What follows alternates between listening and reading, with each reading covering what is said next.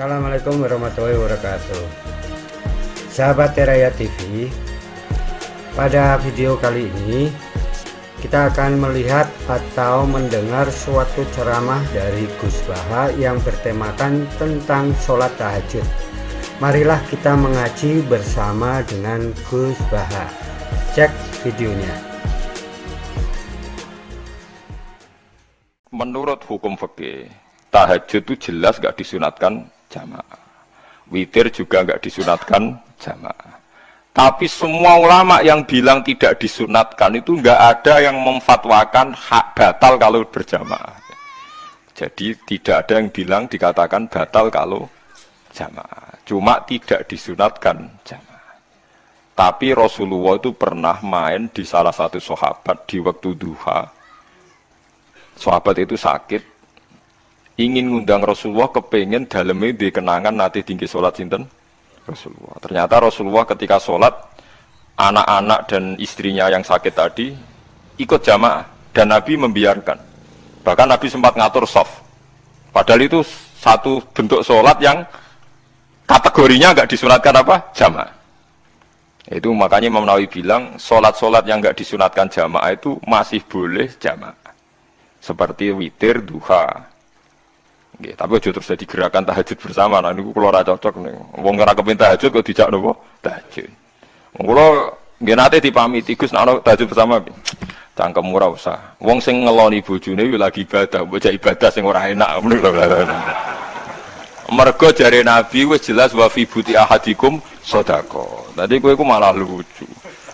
Wong wis ibadah kok bocah apa? Ibadah. Jadi sing ngeloni, lho ngeloni ra kudu ngeloni bojo, ngeloni anak iku ya napa? Ibadah. Takokno ruhen. Nak ngeloni bojo gak di masa depan ngeloni apa? Anak. Ngeloni anak nggih napa? Ibadah. Ning omah jaga anak bojo timbang dhewean nggih napa? Ibadah. Mulane kula nu rapati cocok nek ana tahajud bersama. Oleh tapi aja dadi gerakan. Nak sing pun nglampahi nggih monggo. Sing umate seneng nggih monggo, itu tetap baik. Tapi baiknya bergantung sejauh mana ini tidak dimasalkan. Sekali dimasalkan tetap tidak baik. Karena nanti punya akibat yang sedang baik diajak baik yang lain. Dari baik nikmat menjadi baik gremeng itulah itu perkara kan. Hanya orang kan sepakat kan nak ngumpuli bojo ibadah. Kabeh ulama sepakat kan. Dan itu penggemarnya banyak. Terus dijak ibadah yang penggemarnya sedikit. Dasar imamnya ra cocok. Lah itu kan resiko agama dikomentari kan tinggi. Makanya tidak usah dimasalkan. Sing kelon ya keben, sing turu gitu kok. Keben karena turu ki ibadah kan. Turu niku mari ra maksiat. Wong zina mergo apa? Mergo ora turu. Wong maling mergo ora turu. Wong ngrasani wong mergo ora turu. Mane kula nate cerita teng ngaji niki ana ulama wali. Saking seneng ibadah nganti janggal. Ana gak wali sing makome kaya aku. Dituduhno wali sing sauri-uripe turu kecuali salat fardu. Yaiku wali sing setingkat kuwe. Mboten trimo Gusti tapi niku kok turah turu ya takokno sesuk. Kena apa kok turah? Dibule tak takoki, kena apa jenengan turah turu? Ya wong turu ora iso maksiat. Tapi nak kowe poso tahajud jenenge wong melek tepatine nduk ndi-ndi, tetep paling selamat ku apa turu. Akhirnya ngakoni jebule alim kuwe lah ya dadi turu iku iso dadi wali. Ke wong turu ora ngarah zina, ora ngarah maling, ora ngarah ngrasani wong.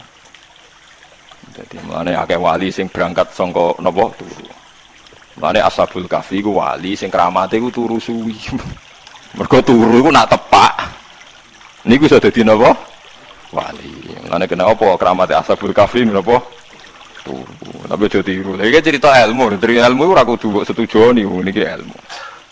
Difaham ya terus.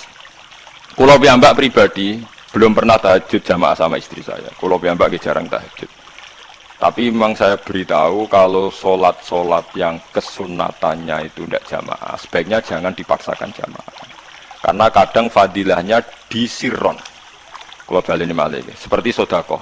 Kalau zakat wajib itu sebaiknya diumumkan supaya orang tahu bahwa dia sudah melakukan kewajiban. Tapi kalau zakat tidak wajib sebaiknya sirron, sebaiknya rahasia. Begitu juga sholat jamaah itu kenapa baik di sholat fardu? Karena kalau yang tidak jamaah kan dikira dia tidak sholat. Makanya kesunatannya sholat fardu nomor jamaah. Tapi selalu potensi riya, sum'ah, pamer itu ada, sehingga ada sholat-sholat yang dari awal didesain supaya tidak kelihatan orang, yaitu sholat nggak usah berjamaah plus baik di rumah. Semua ulama ijma sholat sunat itu baik di rumah apa di masjid? Di rumah. Di rumah, di dalam kamar sama di kamar tamu, ruang tamu, baik di dalam kamar. Bahkan Nabi nyebut sholat fiko ibaidiyah di kamar paling dalam. Nah, bagaimana mungkin sholat yang sudah didesain siron begini, misalnya kayak tahajud, disunatno bengi-bengi ben ra wong roh, disunatno ning jero kamar ben wong ra roh. Jebule jamaah kan jadi aneh kan. Tapi kayak nentang ya goblok, barang apa kok mbok tentang. Ya, tapi kowe tenanan ya goblok kok ora sunah Nabi itu, Bang. Mulane aku ora takok itu yang jenengan takoki kok mubang-bang. Lha makane aku wong alim dadi bingung. Bingunge iku mergo akeh ilmune ora kok koyo bingung. Tapi yang jelas peminat ibadah kelon itu lebih banyak. Ini mau yang mesti ini. Karena Anda harus sepakat kan kelon itu apa? Ibadah. Kita sepakat kan. Dan itu peminatnya banyak. Itu sekali ada pengganggu pasti dikomentari tidak baik. Padahal pengganggu yang ngajak tahajud. Itu akhirnya akan tahajud jadi korban dikomentari gara-gara pengganggu. Ya itu yang saya tidak senang. Dieling-eling. Yang keempat, ini makom saya, tapi jangan sampai tiru. Ada torikoh namanya Mulamatiyah, yang pernah disebut di mana ya Mulamatiyah. Orang yang mau coba Malamatiyah.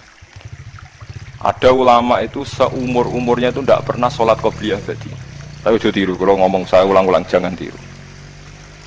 Nah, kalau sering tiru, buat nanti sholat qobliyah tadi. Termasuk yang menentang itu Abdul Hasan Asyadili dulu ketika beliau belum wali papan atas. Ulama Muhammadiyah itu kalau katoan itu dengkulnya ketok, jadi agak-agak pupu paling bawah itu ketok lanang loh, maka coba yang wedok ini lanang pakai lanang. Kalau wong itu kan auratnya semua tubuh, jadi rodok katoan cekak. Pas Abdul Hasan Asyadili liwat itu dia ingkar, dia ulama kok katoan cekak atau sholat sunat. Hasan Asyadili yang jadi toreko semua Syadiliyah itu juga pernah wali anyaran. Janggal dia kan cek wali perfect, wali senang sempurna. Nah, akhirnya ketemu sama ulama itu ternyata jagungan yang antarane langit be bumi. Kok orang tadi sing katokan cetak maksudnya itu kok orang tadi. Terus digojlok sana. Kamu jangan nyindir saya, jangan ngenyek saya. Makomamu cek dura. Kamu lihat itu umatnya Muhammad banyak. Itu sing iso ngancani aku. Ternyata dia itu punya torikoh, kumpul wong bid'ah, wong sekuler, wong nakal, supaya mereka untuk rahmat mergodin. Karena dia ini mantep para pangeran, gak mungkin wong bid'ah, wong salah tak awari aku kena azab, mesti pangeran ngergani aku. Jadi dia ini ngancani wong nakal itu demi supaya wong nakal itu kena azab. Mergo diproses ilallah, diproses didakwai napa ilallah. Sebab barokah ini dia ini jadi wali. Terus adiknya sholat sunat qobliyah ba'diyah adiknya berat, kok tahu belas alasannya dijak sholat fardu ya abot, nak nganti disangka qobliyah ba'diyah penting malah abot, mulanya aku rasa sholat qobliyah ba'diyah lah, itu sing makome itu kalau baleni malah dijak sholat fardu ya abot, nak nganti aku qobliyah duhur 4 rakaat, ba'diyah duhur 4 rakaat atau 2 rakaat, tapi paling afdol kan papat khusus duhur oke. Koyo jadi dia ini nunjukno nak Islam itu mau sholat fardu fakot ora luweh, ora kurang. Lha iku dadi wali Muhammadiyah sing digo tawassul teng Marakib Syabul Qadir apa? Jilani ya Muhammadiyah. Iku wali-wali anti salat qobliyah, anti salat ba'diyah. Lane kula niku nganti sakniki nggih jarang teng kampung kula niku terkenal Gus Pak iku wong alim ora tau salat sunat. Ya anggere wong narukan salat sunat kabeh aku malah ora, tapi nek ora kabeh aku tak salat ta. Pokoke sementing ku ya sementing beto, sementing beto. Ya alasannya masuk akal. Alasannya masuk akal. Maka itu Abdul Hasan Asyadili pernah juga diingatkan wali-wali yang lebih senior. Begitu juga Abu Yazid Al-Bustami. Beliau juga pernah dipermalukan wali-wali agak preman. Tapi itu cerita wali, sama harus percaya karena ini cerita ilmu hal. Abu Yazid itu seorang wali besar, makanya kan masyhur banyak santri namanya Bustami itu. Dulu tafal sama Abu Yazid Sinten Al-Bustami. Itu dia wali Menara Gading, dia yang ngajar di pondok. Awalnya begitu ngajar, pokoknya jadi wong saleh. Niki cerita. Sing cerita kula nggih kiai-kiai. Cuma nak cerita niki kula ora roh referensine, tapi kula nate diceritani. Nak sing tadi saya tahu kitabnya. Jadi fair secara akademik sing wau kula roh kitab. Nah niki jadi cerita. Tapi kula percaya karena saya tahu padanannya, tidak sepersis itu tapi tahu padanannya. Dia itu mimpi, ya Allah saya ini nanti di surga bersama siapa. Saking yakinnya dia soleh, jadi mantep papan atas, gak pantas ono sing baturi dekne apa ning swarga. Mbek pangeran dijawab, wis ngono mbek Ruhin gitu. Ternyata si Ruhin ini yang ditunjuk di mimpinya itu orang yang kumpul wong mabuk-mabuk di warung mabuk, warung flare, warung. Terus dia ke situ tanya Ruhin yang lain gak ada ya keriting dek itu ya semuanya orangnya itu tok itu ngelak keriting dek semuanya itu tok. Tanya-tanya nggak ada yang lain terus. Mosok wali kancaku kok awar wong napa mabuk. Dia akhirnya balik kanan. Wah, ngono ngipiku kok setan. Terus diceluk be wali tadi. Ya Aba Yazid, ya betul, memang teman kamu di surga itu saya. Padahal tidak ngomong apa ya, memang tiba. Ya betul, memang teman kamu di surga itu saya. Wah, ya wali tenan maksudnya bro. Terus ditanya, kenapa kamu berteman orang-orang mabuk? Dinya gue, cangkemmu sing darani aku kancanan sopo. Aku iku ning gone warung mabuk mau ngombe banyu putih. Nek kancaku do mabuk aku orang banyak. Iku ape tak tobatno sing separo wis ning masjid, saking nyabariku ngancani, tapi aku ngombe banyu putih. Sing separo tugasem engko. Senengane nyalahno wong. Waduh. Wali biasa umur santri kon nobatno preman. Mergo mangkel dene disalahno Abu Yazid sing separo tugasem. Mergo sing separo wis tak tobatno. Saiki ning masjid ora ning warung ya. Abu Yazid ya rada meriang tapi wong piye ditantang ngono dene wali tenan. Mulai ngetok wali ini dene. Ya Allah, nak pancen kula waline jenengan tenan. Wong sing roh wajahku kudu tobat Gusti. Akhirnya Abu Yazid ngetok wali ini. Umatem kon delok ora iku, nak ora tobat aja diundang Abu Yazid. Wah, itu kata wali. Akhirnya, hei umatku, hadza Abu Yazid. Iku Abu Yazid wali wah. Delok wajah itu. Didelok wajah langsung tobat. Makanya ini dua beliau itu akhirnya berteman apa di surga. Ya kayak milih wali sing kayak Abu Yazid atau sing. Nah menurut saya cerita ini penting supaya anda sing biasa ning warung ada kemungkinan itu lah. Maksudnya penting kan itu. Artinya ben husnudzon mbek wong ada potensi. Lho nggih, sampean tak ceritani di Yaman itu ada para habaib Maulad Dawilah. Maulad Dawilah itu termasuk habib yang kastanya sepuh. Itu Sayyid Umar Hafid itu sering main di sana di kampung Maulad Dawilah. Niku nggih modele nggih mboten ate salat sunat. Angger maghrib, badhe maghrib jagungan sekedap. Kinten-kinten di 10 menit terus salat isya. Kinten-kinten cara mriki nggih 6:04. Ya Sayyid Umar nggih mau gedhe-gedhe tok tapi Habib sendiri gitu. Mboten ngenteni waktu isya. Angger takoki ya, jenengan Habib ndak bedui pokoke kita bedui. Saking khawatirnya Islam dianggap berat. Mergo Imam Syafi'i ning mazhab kaul jadid, malah mboten kaul qadim kaul apa? Jadid. Nak darani wektu maghrib kira-kira wong salat 5 rakaat. Nggih, terus pokoke wong wudu nutupi aurat salat 5 rakaat. Niku nate kula hitung kira-kira mau 20 menit. Dadi nak sampean salat isya 6:30 wis mesti napa? Sah. Cara mazhab Imam Syafi'i. Nah, cuma mazhab ini enggak populer di ashabnya, ditentang nggih oleh ashabnya. Yang populer enteke mega napa apa. Tapi sebenarnya mazhab Syafi'i yang jadid itu.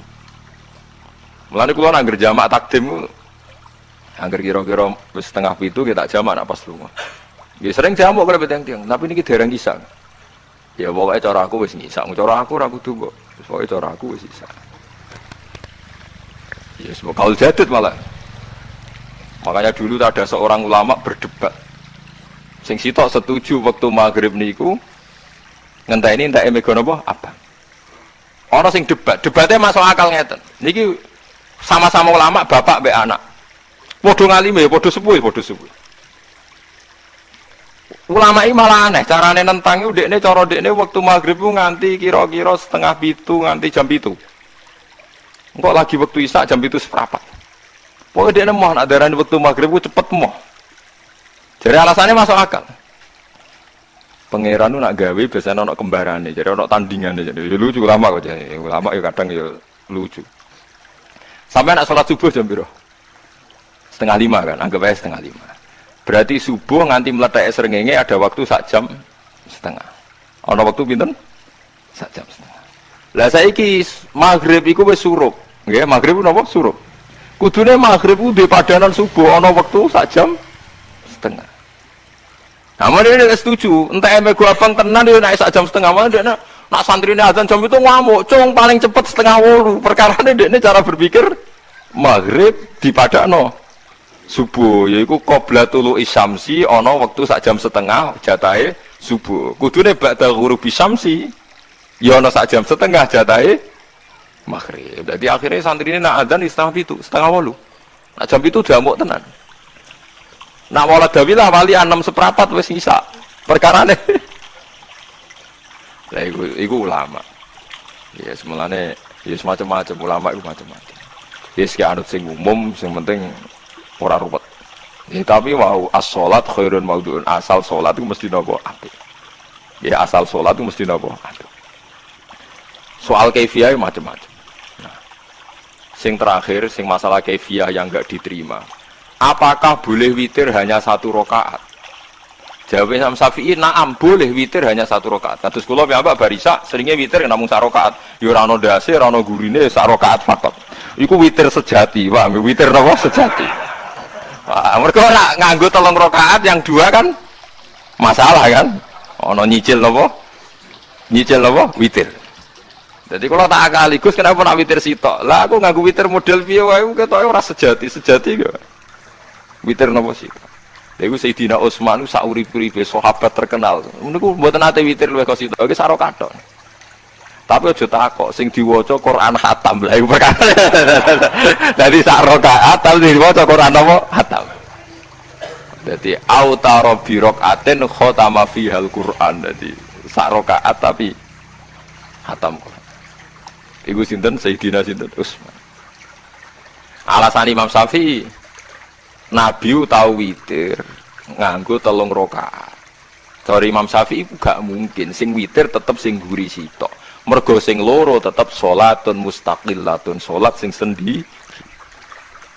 Mulane mulai saniki sampean nak mulai solu sunatan minal witir rakaat ini jam rama wis pokoke salat jami'ah ya. La haula wala quwata illa billah.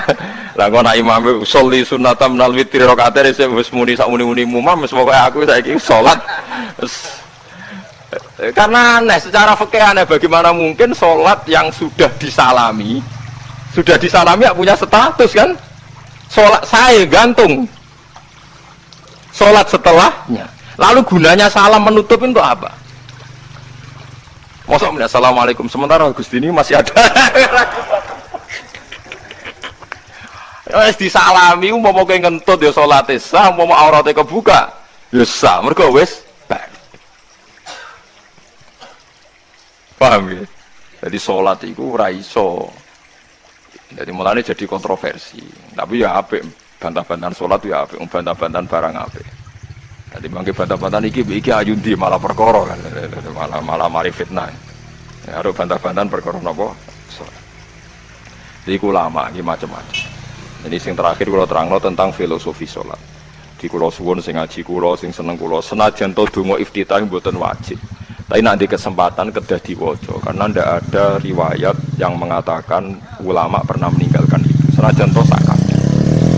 Pertama pas apa inna sholati wa nusuki wa mahyaya wa mamati lillahi rabbil alamin. Salatku, ibadahku, matiku, uripku namung kersane Allah. Utawa namung kangge Allah.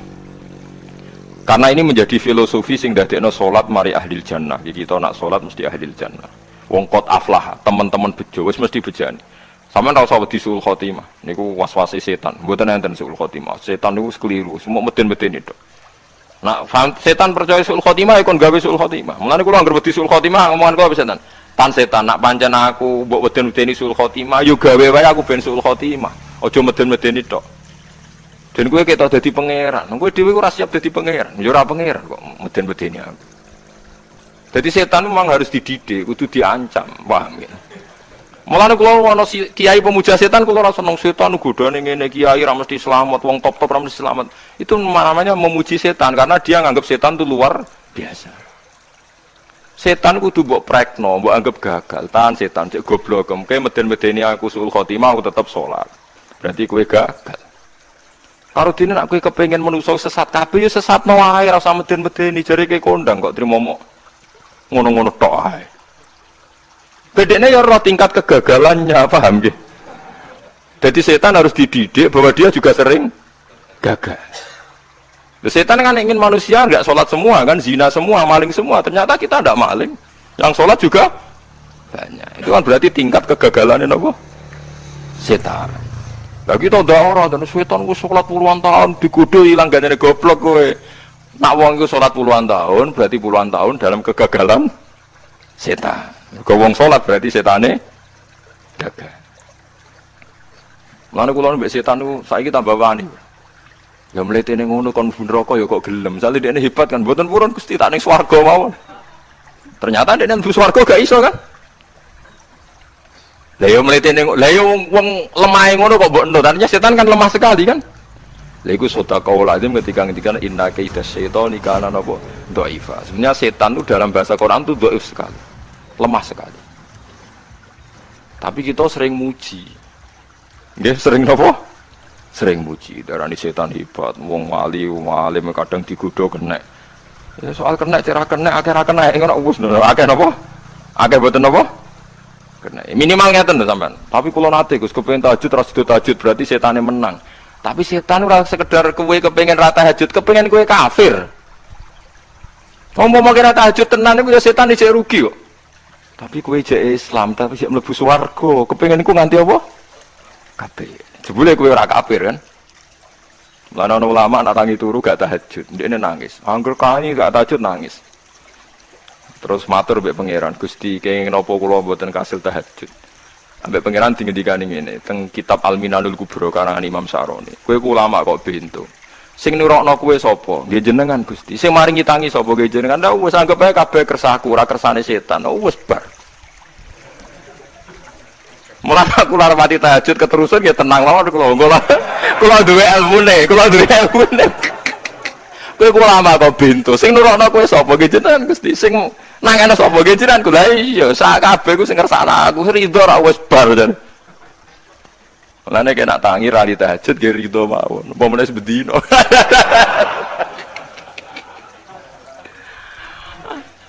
Jadi penak berislam tuh enggak apa-apa. Berislam tuh gampang. Ya kowe turu sing kersakno sapa? Nggih jenengan Gusti. Kowe tangi sing kersakno. Lha iku sanggep bae ku kabeh kersakku bar. Paham ya? Terus nak wae tahajud nggih tahajud yo kersane pangeran. Ra tahajud nggih ra tahajud yo kabeh kersane napa? Pangeran. Penting boten maksiat mun sae. Penting boten napa maksiat. Mun ajenan ngandel kula. Inna sholati wa nusuki wa mahyaya. Lah ini sing titik tekane teng wa mahyaya. Nyeten misale. Urip niku kabeh kersane Allah. Carane mikir ngeten. Tiang-tiang sing jaduk-jaduk dhisik ya mati. Nabi nggih kapundhut, tiang-tiang soleh nggih kapundhut, tiang-tiang dolim nggih kapundhut. Kalau betul mereka ingin menjaga kehidupan, berarti kalau betul mereka kuasa kan tidak kapundhut. Hidup selamanya nyatane do mati. Berarti urip mati namung kersane Allah. Terus misalnya sampean berpikir, lalu somben nak wis dadi lemah carane tangi piye? Lah ini yang penting kula aturaken teng ngaji mriki. Kula sederenge ngaji nu sering akhir-akhire sering salat maca ayat liyah lika man halaka am bayyinati wa yahya man hayya napa am bayyina. Tugase ulama iku jelasno ayat-ayate pengiran. Sampeyan saiki tak bedheki. Sekarang sampean Anda hidup itu tahu alasannya enggak? Kenapa Anda hidup? Enggak tahu kan? Kenapa kita masih hidup? Enggak tahu. Kenapa Anda wujud? Juga enggak tahu. Kita pernah enggak ada, tahu-tahu ada. Juga enggak tahu alasannya kenapa. Yang jelas di luar ikhtiar kita. Setelah kita katanya punya akal ya, saya bilang lagi loh. Setelah kita katanya punya akal terus bilang kita masih hidup karena orang kelindestruk. Karena enggak kena penyakit. Karena jantung kita normal, paru-paru kita normal. Terus kita bilang hidup. Jadi kita atas nama kebodohan bilang kita hidup karena jantung kita normal, paru-paru kita normal, semuanya normal. Maka kita hidup. Nah ditakoi, lalu kapan kita mati? Setelah jantungnya rusak, paru-parunya rusak, terus kita mati. Tapi orang yang sama kalau ada bilang, berarti yang menjadikan hidup itu jantung dan paru-paru. Lalu berarti zaman kita belum hidup itu jantung dan paru-paru harus ada dulu, karena itu yang bikin hidup. Ya ada juga, dulu ada juga. Loh ya kalau jantung dan paru-paru semuanya normal menjadikan kita hidup, berarti jantung dan paru-paru harus wujud dulu-dulu karena itu yang menciptakan kita hidup. Ya tidak juga, ya tidak tahu. Paling-paling nanti statusnya paru-paru jantung hanya dipakai alat Tuhan untuk menjadikan ada kehidupan yang kita kira ada. Padahal sebenarnya kehidupan ini juga enggak ada karena kita tidak tahu. Sing darani urip ku apa ya ora roh. Kowe roh maknane urip ku apa? Ulama kabeh sing alim-alim darani urip ku apa ora mati ngono tok jawabane. Perkatane ora iso jelasno. Walane ning Arab al hayat didul ma'mat sing darane urip iku ora mati. Karena enggak bisa dijelaskan. Coba Anda menjelaskan. Kowe urip ku sebab apa? Ada nyawanya, nyawa itu di mana? Terus dia nempatnya di mana? Oh, nempatnya di jantung ini. Suara iso dijelasno. Nah, ketika hidup Anda tidak bisa Anda jelaskan, kudune sok ben wae tangi sangka kubur juga enggak bisa dijelaskan. Karena wujud kita ya datang tanpa diundang dan tanpa ikhtiar kita. Nanti tangi sangka kubur ya orang nganggo ikhtiar sama kan? Sama-sama ada kesimpulan lillahi rabbil alamin. Nah, tapi manusia atas nama akal sawangan hidup ini ada alasannya. Karena kita ditangi ada bapak ibu terus kita jadi wujud. Lucu kan? Hidup ini disebut ada sebabnya. Tapi nanti mati sangka kubur terus tangi meneh dianggap enggak punya penyebab. Alasannya sudah dilemah kok. Kok ono meneh carane piye? Lah zaman kowe ora ngono. Dadi ono saiki. Carane piye? Makanya kalau suruh balik-balik bilang, jika tangi sangka kubur iku mukhal, berarti wujudnya Nabi Adam dan wujud yang sekarang lebih mukhal karena tanpa sebab. Nggih tanpa napa? Sebab. Lho nggih to, aneh Nabi Adam mek sampean saiki no. Dadi roh gentayangan dhisik kopo cucuk dadi sakmene iki. Do diutang, di kasus, do demenan. Aneh pundi? Aneh wujud yang sekarang karena wujud nanti ning ora-ora mahsyar wujud dari wujud yang sudah ada. Sementara wujud kita yang sekarang dari tidak ada. Lain ngomongane pangeran didik napa hal ata alal insani khidum minad dahri lam yakun syai'am mazkura. Manusia itu harus ingat bahwa dia pernah tidak ada. Ya, dari tidak ada ini menjadi ada adalah ayat bahwa wujudnya dia tidak ikhtiarnya dia sendiri. Mulane setan dinyak pangeran. Karo dene kok nyembah setan. Ma asyadduhum khalqas samawati wal ardi wala khalqa anfusihim. Wa ma kuntum muttakhidal mudillina aduda. Setan kok mbok dewak-dewakno piye? Apa setan melok gawe langit bumi? Ora. Apa setan gawe awake dhewe? Ora. Umpama setan gawe awake dhewe mesti dekne milah berpenampilan ganteng, gerduwe ku elek kabeh, wewe ge elek kabeh. Umpama dekne gawe awake dhewe milah dadi napa? Ganteng. Mulane tiyang sing pun wusul nak roh setan mlebu neraka. Wah, berarti setan ra hebat, mletene ngono jebule milah nggon neraka. Kudune nak hebat kan milah nggon apa? Swarga. Lho niku mun kersane pangeran ego setan dakok neraka, nak wong apik dakok swarga. Lah iya trimo diatur koyo botol ngono ae kan. Hanya jika Anda bilang itu kersane pangeran setan dakok neraka, berarti setan mau koyok botol, koyok watu sing ditoto sing duwe. Berarti setan ndak siapa? Siapa. Sama dengan kita ndak siapa? Siapa. Lam yakun syai'am. Lah nek ora ngerti siapa-siapa terus usul inna sholati wa nusuki wa mahyaya wa mamati lillahi rabbil alamin. Dadi urip kula mati kula sedanten ikhtiar kula namung kagungane napa? Jenengan la syarika lampun mboten enten tiyang sing sinten mawon mboten enten sing ngatur niku. Terus wabila jika umirtu wa ana napa minal muslimin dan dengan keyakinan niki kita diperintah. Jadi donga iftitah senajan to mboten wajib tapi itu filosofi dalam hidup. Kersane jenengan napa nggih delok donya pun bar. Urip ya kersane pangeran ya mati kersane pangeran. Mula kadang nggih mikir aku nek mati baru mati jebule gak kiamat-kiamat tak kesuwen cah ngenteni atusan tahun misalnya. Anda tidak usah khawatir begitu. Zaman Nabi Adam nganti bapak amak wis saiki 7.000 tahun. Ora protes mbek pangeran, terlambat Gusti saya menyaksikan dunia karena 7.000 tahun yang lalu. Nggih saniki kan pun tahun pinten toh? 7.000 umur dunia saniki pun pinten? SM itu kalau menurut penanggalan agama itu 5.000 tahun. Sebelum Masehi dihitung Nabi Adam itu, pokoknya dihitung langit bumi ini 5.000 tahun. Nah saat ini tahun 2000, sekitar 7.000 tahun. Padahal wonten sing ramal umur dunia mau pinten? 7.000 tahun. Jadi enak sing mun diutang-utang mun beres nih, mun bar nih, mun dianggap bar nih, mun muntah ini. Jari ini itu. Dieling-eling nggih kula suwun senajan to ilmu niki mun lazim diyakini tiyang Islam. Tapi sampean ulang-ulang. Kados srengenge misalnya. Kula nek delok srengenge niku eling. Berarti urip ning swarga selawase-lawas iku mungkin. Karena Allah bisa menciptakan benda yang begitu panas, tapi punya daya tahan atusan tahun.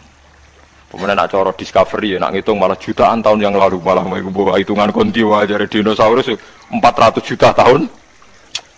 Padahal agama nanggali bumi namun gitu, 5.000 tahun sebelum nopo mase. Tapi nak coro ngomong ilmuwan jutaan nopo, sing hitung ya sopo terus. Apaan terus? Nah begini saja kalau sampai melihat matahari misalnya. Matahari itu kan bahannya panas sekali. Ternyata Allah bisa mengelola matahari seawet itu. Ribuan tahun. Apalagi ngelola kita. Kita ini untuk abadi lebih gampang. Karena bahannya ada panas. Nggak gampang rusak. Terus gampang direproduksi. Maksudnya gampang digantikan. Maksudnya kan di masa lalu kan kena. Kayak Rohin udah anak keriting akeh kok putune kan gampang. Lagi kalau mikir mau gampang ya, misalnya buaya gitu masyhur dianggap hewan purba yang terlama. Manusa ilang wis ketok angel, misalnya kayak buaya mati ana anake meneh, anake ana anene. Nabi Adam kan ngoten. Wong sitok di ketahanan sampai saiki, gonta-ganti wong. Artinya berarti ada gen Adam yang abadi sampai sekarang kan, karena setiap manusia sekarang berarti ada gennya Adam. Artinya Allah memberi contoh betapa Allah bisa ngatur supaya fisik manusia gen ini abadi. Buktinya Adam nganti saiki kan masih kan? Lho nggih to, pasti di antara jasad kita kan ada unsur Adam. Lah ya Allah gawe sura, apa meneh kowe sok ben swarga ning neraka, Allah tetap punya cara untuk bikin abadi. Mbok piye carane? Tapi melihat Nabi Adam nganti tok sampeyan kan ana bukti Allah duwe cara ngabadekno unsur Adam. Karena tidak mungkin kan dalam diri kita sekarang nggak ada unsur sinten? Adam. Sama ndak oleh bantah. Tapi Adam iki ambak kan pun kapundhut.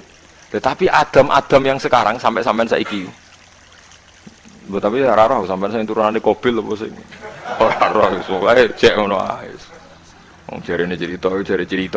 Qabil iku lahire ning swarga. Dirabekno mbek Labuda sing lahire ning bumi. Labuda ku elek gembrot. Habil lahire ning bumi, rapati ganteng, dirabekno iklima sing wayu. Lahiran swarga. Rek Qabil gak trimo, wong aku cah ganteng kok dientukno celek. Mane saiki nek ana cah ganteng dientukno celek ra trimo ya kaya Qabil. Lah tapi gak pikirane Nabi Adam ya ora roh ben silang ben sedengan. Mergo nek elek entuk elek kan malah musibah kan. Saiki anake ra melok dosa tapi eleke double. Misale keriting untuk keriting, elek untuk elek, fakir untuk fakir kan. Ya memperparah to nggih. Cara kula njen haram. Elek untuk elek rabi cara kula haram. Saiki anake kan ra roh apa-apa ujug-ujug elek banget to, ora terima elek napa? Elek napa? Banget. Jadi cerita kan ngoten, walhasil akhirnya tukaran, mergo Qabil gak terima. Pas tukaran dipisah Nabi Adam. Angger sing takorupe sukses berarti ikhtiari bener. Ya mau Habil nyembelih wedhus, sing Qabil seneng buah-buah. Mulane seneng buah-buah niku rada masalah dianggap simbole wong-wong sing seneng mapan. Mulane kene Umar ora usah di buah-buahan akeh-akeh, cukup gedang siton, sesuk kates nek siton, ora usah semua buah-buahan wonten. Iku dhisik kurbane sinten? Qabil. Tapi sing melarat teman-teman yo keliru. Dhisik Habil saleh iku omahe cek penuh daging, paham? Perkara nek kurbane cek wedhus. Ora pitik, mergo bedigasan pitik niku. Jadi ada sebuah toriko sing ngaramno anak buahe mangan pitik. Perkarane wong ku pakwane kaya sing dipangan. Ya repot ta ngoten iki. Repot. Ya repot lah ngono terus ya repot. Berarti nek sering mangan welut tak bulet. Ngono kuwi berlebihan. Toriko niku napa? Berlebihan, wis biasa mawon. Kula nggih mboten fanatik iki biasa. Tapi kalian kula ora seneng mangan. Jadi kan unsur hewani saya kan ndak banyak. Kula ora pati seneng napa mangan. Walhasil akhirnya Qabil korbannya gak diterima. Habil diterima. Terus semenjak itu juga akhirnya walhasil Qabil mateni Habil. Jadi makanya konflik wedoan, konflik tertua. Mental membunuh ya mental tertua. Pertama peradaban manusia itu dibangun rebutan wong wedok dan saling membunuh. Nah, orang tukaran kira usah gawa, itu tradisi terlama. Yes, tradisi terlama manusia. Mesir kok bentrok podo Islame, Irak, Syria kok bentrok itu tradisi terlama. Demi wedoan diruwangi tukaran, tradisi terlama. Biasa, jadi biasa mawon urip napa? Biasa. Kabeh kejadian ngene iki wa inna sholati wa nusuki wa mahyaya wa mamati lillahi rabbil alamin. Macam-macam ya nak tiyang tasawuf ngartekno kabeh iku kersane Allah. Nak tiyang fikih ngartekno semua ibadah kita diikhlasno ora golek imbalan namung kabeh dipersembahkan kangge Allah. Cuma teori fikih ini ada kelemahannya, kesannya Allah itu butuh kita kasih. Padahal kita bisa sholat yang nganggo hidayate pangeran, iso zakat yang nganggo donyane pangeran. Kok kowe ngrasa zakat itu donyane sapa? Ana sing bener gitu teori tasawuf, kita iso sedekah ya kersane pangeran. Sing kita sedekahno nggih donyane pangeran. Berarti lillahi. Nah, jadi lillahi ta'ala artinya nak cara tasawuf itu bahwa semua kebaikan kita ini karena Allah, karena hidayat Allah. Nah, cara fikih mboten kesannya kita yang berbuat lalu kita ikhlaskan Allah. Tapi pertanyaannya kan kita bisa berbuat itu pakai fasilitas apa? Hidayahnya Allah juga kan? Nah, makanya ilmu tertinggi dianggap tasawuf karena tasawuf ini yang benar-benar lillahi rabbil alamin. Tapi fikih juga baik karena wong kan seneng GR to nak muni aku alhamdulillah berzakat. Muni aku alhamdulillah berzakat itu kan ya ora jelas. Muni aku ngrasa dekne pelakune, muni alhamdulillah kersane Allah itu ya bahasa paling gak jelas. Tapi ya apik muni ngono, aku alhamdulillah bersolat.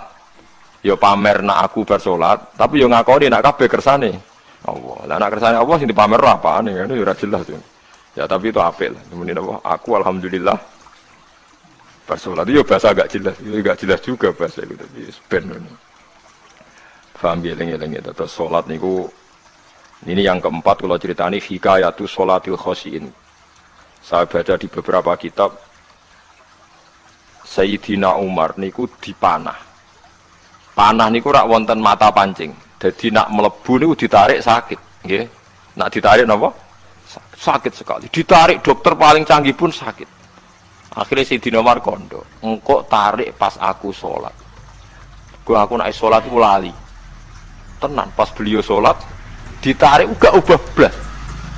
Ditakok iku jenengan ora krasa blas ora. Mosok aku ning ngarepe pangeran, eling pangeran krasa lara kan dadi aneh. Tapi alhamdulillah kowe krasa, sing aneh ya kowe wong sowan pangeran kok roh ana wong liwat roh. Jadi Sayyidina Umar dadi khusuke Sayyidina Umar nganti dipanah, ditarik wak kangelan. Loro. Pesen ning kok aku tarik pas mulane ora ana sahabat mati kecuali pas salat. Mergo pembunuhe roh paling lengah iku pas salat. Umar dipateni pas aku yakin wong nakal mateni rugen pas salat ra iso yakin aku yakin. Plengane ngono jipi. Semasa salat tetep siaga aja. Iku sirine kena apa Umar dipateni pas sholat. Kau musuhnya ku ngerti, sahabat tu paling lali nak pas sholat. Sayyidina Ali kabudutnya ge pas sholat. Dan alhamdulillah cerita itu gak ada sekarang, karena yang sholat luwih canggih, luwih napa canggih. Wah, tetap konangan, sholatnya pelengan dis. Konsentrasi penuh menjaga diri sendiri. Nanti kayak lewageran. Jadi justru itu nunjukno hebatnya Sayyidina Umar. Wes ngerti dalam bahaya tetap sholat. Nah, sekali sholat dia yang pengiran tenanan. Mboten roh blas. Sayyidina Utsman nggih pas deres Quran. Bae rata-rata ulama dulu begitu. Maniku masyhur Sayyid Ali Zainal Abidin itu pas dia sholat blandar ceblok sampai bajunya sobek, omah kobong dekne ra roh. Ditulung siapa saja enggak tahu. Ya dia kan asik mbek pangeran. Mosok jarene mosok aku pas madhep pangeran eling liyane. Ya, tapi kita ora iso kan bayang salat ke kelas ngoten. Nah, kanjeng Nabi Muhammad soft paling guri niku yasma'u azizu sotri ka azizil mirjal. Nabi nak salat niku sing ngguri niku ngerti dentuman dadane Nabi sange wedine nang pangeran kados banyu sing umum. Ka'annahu husya alaih, sampai Nabi meh pingsan saking wedine pangeran. Ini disebut taqsa'irru min hujuludul ladzina yakhshawna rabbahum. Di Allah nazzala ahsanal hadithi kitabam mutasyabihan. Matsaniya taqsa'irru min hujuludul ladzina yakhshawna rabbahum. Makanya potensinya orang-orang soleh itu jarang sholat sunat karena sholat fardu saja butuh energi yang luar biasa. Meh kudu kesemper. Nah, alhamdulillah kita kan sholat biasa saja. Berarti yo qobliyah yo oke, ba'diyah yo oke, sholat yo oke, tapi cara dipateri wong ora iso. Ya tetep roh, tetep apa? Ngono ngrasane krungu. Parah. Salat awal ini parah. Salat riyen para sahabat itu luar biasa. Sampai ngomong kafir nak ape nyerang, sampai ana salat khauf iku sampai wong kafir sepakat engko nak nyerang Muhammad niku pas napa? Salat. Sampai akhirnya Allah gawe rukhsah wonten salat khauf. Salat di mana separuh saf njaga musuh. Mergo Nabi nek salat itu lali. Sahabat nek salat dilali. Akhirnya gini ku. Dalam sistem keamanan jadi kelemahan sahabat gini. Akhirnya Umar sholat di depan umum. Lalu di depan umum. Kok iso lali kabeh? Mestinya nak Umar lali kan makmum Ruhin Mustafa eling mboten iki sing saf awal dua niku lali kabeh. Lho nggih imam kok ngarep. Niku Abu Lulu Al-Majusi ku iso liwat yo nganti do Umar yo slamet. Ngunjen sholat kabeh. Nak saiki ora iso, aku yakin ora iso. Wah kena sop gure siji to sih. Nyak masjid sapa juwa to sih salat omong ya tenang sih. Lha iku wis anggepe baru kae pangeran alhamdulillah. Dadi Umar ku teng ngarep, paham ya? Abu Lulu maju. Aman mergo sing salat ra sadar ku kabeh ora kok Umar tok. Lho mau Umar ngoten liyane mboten nak kecekel teng guri to. Hebat kan. Sidina Ali malah lucu meneh mun delingno ada ya mulai dulu ya ada intelijen namanya Jassas dan itu saya tiru Dawi Sidina Ali. Jassas itu ya cara niki mata-mata ya Amirul Mukminin. Orang Khawarij itu berambisi betul membunuh Anda. Mbok ndak usah sholat jamaah di masjid, kita ini menjaga Anda di rumah. Sidina Ali jawab hisni ajali. Jadi masyhur Sidina Ali ngendikan yang menjaga saya itu ajal saya, bukan pengawal presiden.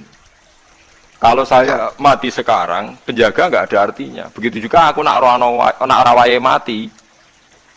Iku wong niat mati ini aku yura iso.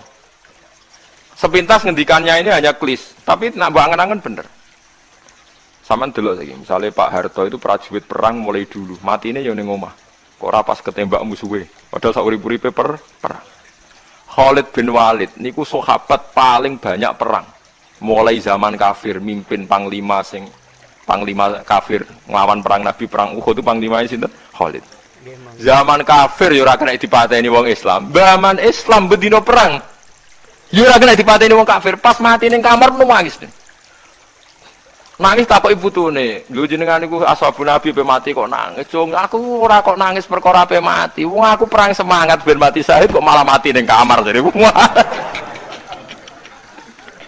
Nangis dene aku wiri mek kanca-kancaku sing mati ning medan perang. Wah aku perang semangat ben mati.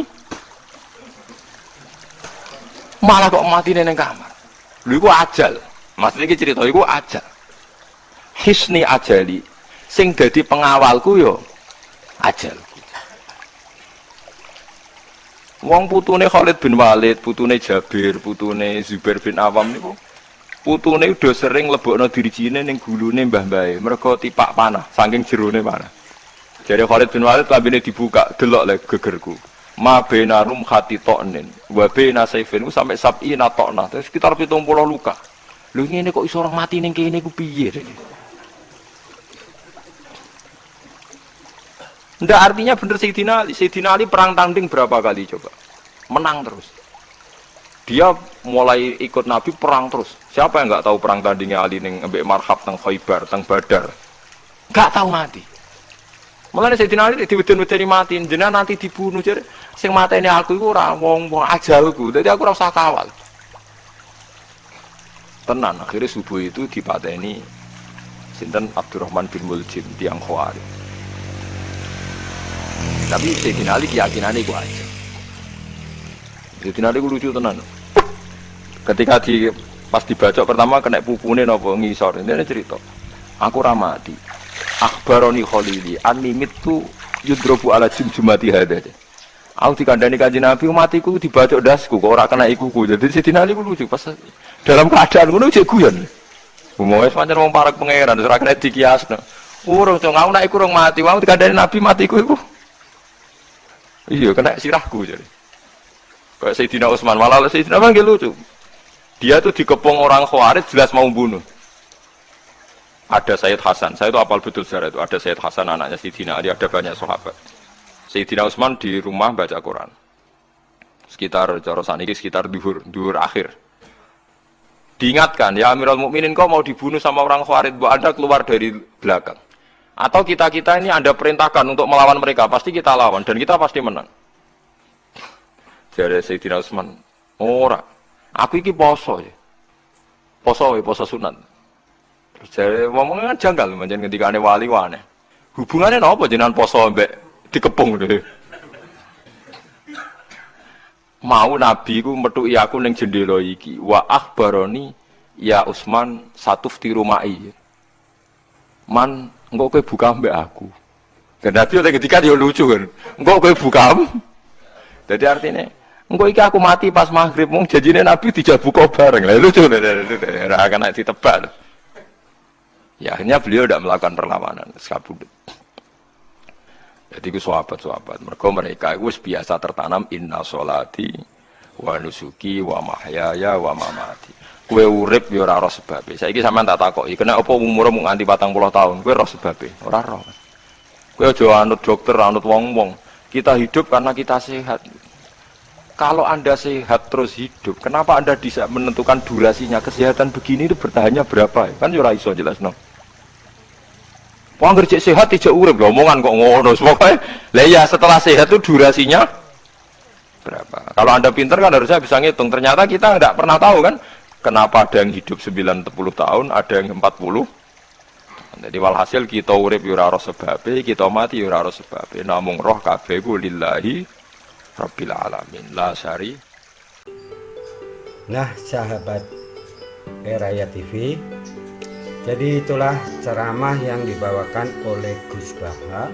Dengan ikut mengaji bersama Gus Baha, kita bisa mendapatkan wawasan ilmu agama. Dan tentunya kita bisa akan selamat di dunia dan di akhirat. Amin. Terima kasih.